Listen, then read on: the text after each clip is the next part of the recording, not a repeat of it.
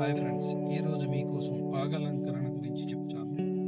లింగోద్భవ మహారుద్రాభిషేకం ప్రారంభమైన వెంటనే పాగాలంకరణ ప్రారంభం జరుగుతుంది. బ్రహ్మోత్సవాల్లో జరిగే ఈ యొక్క పాగాలంకరణకు ఎంతో ప్రత్యేకత ఉంటుంది. మన యొక్క వివాహాల్లో పెండ్లి కుమారుడికి తలపాక చుట్టడము ఒక సాంప్రదాయము. ఈ యొక్క ఆచారమే శ్రీశైల ఆలయంలో పాగాలంకరణ పేరుతో ఆనవాయితీగా కొనసాగుతూ ఉంటుంది.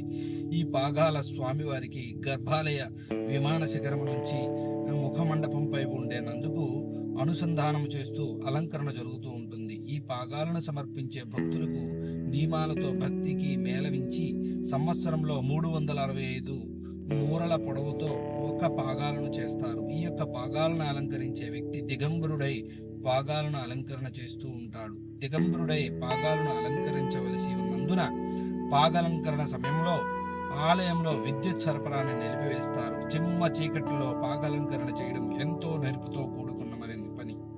యథావిధిగా రాత్రి 10 గంటల నుంచి ప్రకాశం జిల్లా చీరాల మండలము హస్తినాపుర గ్రామానికి చెందిన పృథ్వీ వెంకటేశ్వర గారి తనయుడు పృథ్వీ సుబ్బారావు గారు స్వయంగా తెచ్చిన పాగాలతో పాటు ఇతర భక్తులు సమర్పించిన పాగాలను కూడా స్వామివారికి అలంకరణ చేస్తూ ఉంటారు. ఇది ఈ యొక్క శ్రీశైల క్షేత్రంలో జరిగే విశేషమైనటువంటి పాగాలంకరణ.